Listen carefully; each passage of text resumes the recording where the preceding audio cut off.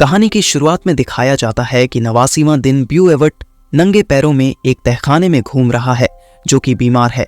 फिर एक महिला इवेलिन आइबर्ट आती है। वह उस तहखाने में रखी डिब्बियों को देखती है और एक डिब्बी से दवाई निकालकर ब्यू को खिलाती है। फिर वह यहाँ से चली जाती है और ब्यू एवर्ट जमीन में कुछ बनाने लगता है।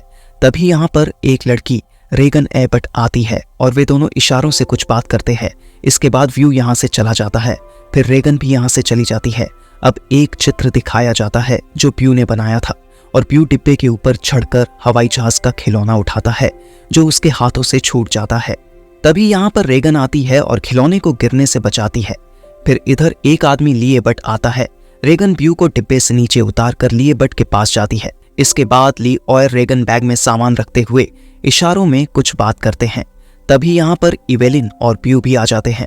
फिर ली ब्यू से हवाई जहाज का खिलौना लेता है और हवाई जहाज से बैटरी को निकालकर हवाई जहाज और सैल दोनों को मेज पर रखता है। फिर ब्यू और ली कुछ बात करते हैं। इवेलिन भी ब्यू से बात करती है। इसके बाद इवेलिन और ली यहाँ से जाने लगते हैं। रेगन ब्यू को हवाई जहाज का खिलौना देती है और ब्यू भी बैटरी को उठाकर जाने लगता है। इस तरह ये सभी उस तहखाने से निकलकर एक घने जंगल से होते हुए पुल पर पहुंचते हैं। पुल पर जाते हुए उन्हें पीछे से कोई आवाज सुनाई देती है और ली वापस पीछे की तरफ ब्यू को बचाने के लिए दौड़ता है। लेकिन तभी एक अजीब जानवर आता है जो ब्यू को उठाकर ले जाता है और उसे मार डालता है। अब 472वें दिन को दिखाया जाता है जिसमें रेगन रेतीली जमीन पर लेटी होती है और वह अचानक से उठ जाती है। तभी यहाँ पर इवेलिन आती है और रेगन को अपने साथ चलने के लिए कहती है। रेगन भी उसके साथ जाने लगती है। ली इन दोनों को एक टीवी के माध्यम से देख रहा होता है। इसके बाद ली कागजों में कुछ ढूंढता है और उन कागजों के बीच से एक नोट उठाता है। फिर जाकर कुर्सी पर हेडफोन्स लगाकर बैठ जाता है और वहां पर रखे कागज में कुछ करने लगता है। इधर मार्कस एबर्ट एक कार में होता है। तभी यहाँ पर ली आता है। मार्कस ली को कार के शीशे में देखता है। फिर मार्कस गाड़ी से उतरकर घर पर चला जाता है जहाँ इवेलिन चिड़ियों का गुलदस्ता टांग रही होती है। इधर ली एक ऊंची चोटी पर बैठा होता है जो अपने छोटे बेटे ब्यू को याद कर रहा है। फिर इवेलिन एक ऑक्सीजन सिलेंडर लाकर टेडी में ऑक्सीजन का मास्क लगाती है और पास रखे बक्से को ढक देती है। यहाँ दीवार पर रेगन को चिपकाती है तथा मार्कस भी दीवार पर कुछ करता है। अब ली लाइटर की सहायता से आग जलाता है। तभी अंधेरा हो जाता है। इवेलिन एक बक्से से मछलियां निकालती है। फिर इवेलिन और रेगन आपस में कुछ बातें करती हैं। फिर रेगन यहाँ से चली जाती है। ली पानी से अपने मुंह को धोता है। तभी यहाँ पर रेगन आती है और ली से कुछ कहकर यहाँ से चली जाती है। फिर ये सब खाना खाने के लिए बैठते हैं और एक दूसरे का हाथ पकड़कर ब्यू को याद करते हैं। खाना खाने के बाद रेगन और मार्कस लूडो खेलने लगते हैं। तभी लालटेन के गिरने से यहाँ पर आग लग जाती है। ली तुरंत कंबल डालकर आग को बुझाता है और दोनों को चुप रहने के लिए कहता है। तभी अचानक बाहर से कुछ आवाज आती है। ली खिड़की से बाहर देखने लगता है। वहां पर तो छोटे छोटे जंगली जानवर होते हैं और आगे जाकर एक जानवर छोटे टुकड़ों में बिखर जाता है। अब आधी रात हो जाती है। ली मशीनों से कुछ करता है। तभी यहाँ पर उसकी प्रेग्नेंट पत्नी इवेलिन आती है और दोनों आपस में बात करते हैं। फिर ये दोनों म्यूजिक सुनने लगते हैं। अब 473वें दिन को दिखाया जाता है। फिर ली एक बैग से रेत गिराता है और इवेलिन घड़ी में देखती है और कैलेंडर में कुछ करती है। इसके बाद ये स्टेथोस्कोप से पेट के अंदर शिशु की धड़कन सुनती है। फिर रेगन घर के अंदर आकर बल्ब जलाती है। तभी यहाँ पर ली आकर रेगन को घर के अंदर जाने से रोकता है। फिर रेगन बाहर आती है और ली उसे पकड़ता है। फिर वे दोनों इशारों में बातें करते हैं। इसके बाद ली यहाँ से चला जाता है। इवेलिन मार्कस को पढ़ा रही होती है। तभी यहाँ पर ली बैग लेकर आता है और इवेलिन से कुछ कहकर चला जाता है। ली के जाने से मार्कस घबराने लगता है और अपनी माँ इवेलिन से कुछ पूछता है। फिर वे दोनों बातें करते हैं। इसके बाद मार्कस और उसकी माली के पास जाकर बातें करने लगते हैं। तभी यहाँ पर रेगन आती है और ली से कुछ कहकर चली जाती है। फिर ली और उसका बेटा मार्कस भी यहाँ से चले जाते हैं। रेगन घर आकर सामान को सेंकती है और वह बैठकर बेड से कुछ उठाती है।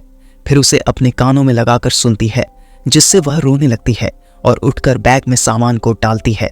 तभी उसकी नज़र मेज पर रखे कपड़े पर गई जिससे वह उसे उठाकर बैग में डालती है। अब ली और मार्कस नदी के किनारे आते हैं।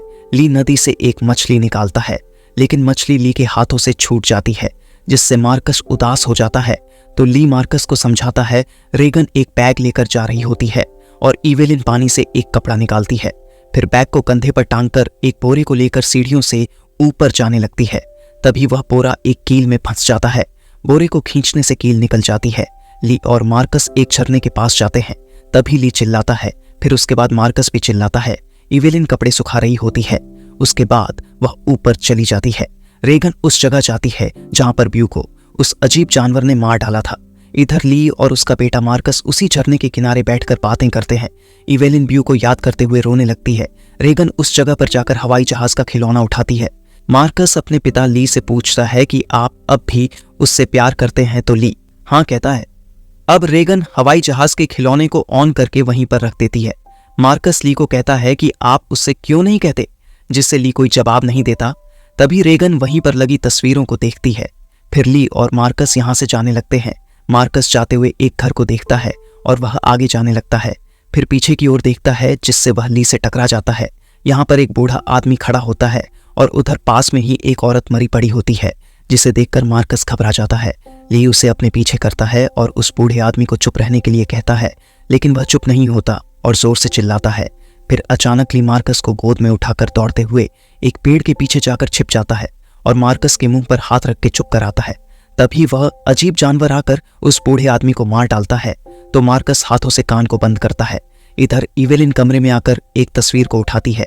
फिर वह देखती है कि वह बच्चे को जन्म देने वाली है, जिससे वह जल्दी जल्दी नीचे की ओर जाने लगती है। सीढ़ियों से उतरते समय निकली हुई कील उसके पैरों में चुभ जाती है, जिससे उसके हाथों से तस्वीर छूट जाती है और इवेलिन बड़े मुश्किल से रोते हुए अपने पैर को निकालकर लड़खड़ाते हुए नीचे आती है और लाल बल्ब जलाकर ऊपर जाने लगती है। तभी इसको एक आवाज सुनाई देती है और इसको जानवर भी दिखाई देता है, जिससे वह नीचे छिपने लगती है। फिर वह कुछ ढूंढने लगती है। फिर अचानक इसको दोबारा वही आवाज सुनाई देती है, जिससे वह वहीं पर छिप जाती है। तभी ली और उसका बेटा दौड़ते हुए घर आते हैं। इवेलिन देखती है कि वह जानवर नीचे आ चुका है, जिससे वह डर जाती है। तभी अचानक घड़ी बजती है, तो आवाज सुनकर वह जानवर यहां से चला जाता है। फिर इवेलिन ऊपर जाकर अपने कमरे में चली जाती है। ली अपने बेटे को लाल टॉर्च देकर कुछ समझाता है। फिर मार्कस भागता हुआ घर जाता है। यहाँ इवेलिन पानी के टब में बैठकर कंबल ओढ़ती है। मार्कस आकर पटाखे में आग लगाता है। तभी इवेलिन जोर से चीखती है। फिर ली एक गन लेकर घर के अंदर जाता है। पटाखे को देखकर रेगन घर की तरफ भागती है। कमरे के अंदर जाकर ली खून देखकर डर जाता है। तभी यह अपनी पत्नी को बच्चे के साथ देखता है। मार्कस घर की तरफ जाते हुए एक आवाज को सुनकर डर जाता है और यहाँ से भागते हुए किसी चीज से टकरा जाता है। ली अपनी पत्नी और बच्चे को लेकर जाता है।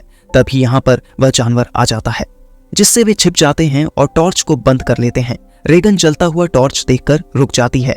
तभी उसके पीछे जानवर आ जाता है। फिर यह मशीन के द्वारा कुछ आवाज निकालती है, जिससे जानवर भाग जाता है। इवेलिन ब्यू को याद करती है और डर जाती है। फिर ये ली से बच्चों के बारे में पूछती है, तो ली बताता है कि बच्चे वहीं हैं जहां पर वे पहले थे। फिर वे दोनों छोटे बच्चे की तरफ देखते हैं और उसकी तारीफ करते हैं। इवेलिन ब्यू के बारे में सोचकर रोने लगती है। रेगन अपने भाई के पास जाकर उसे गले लगाती है। अब ली एक टॉर्च लेकर निकलता है।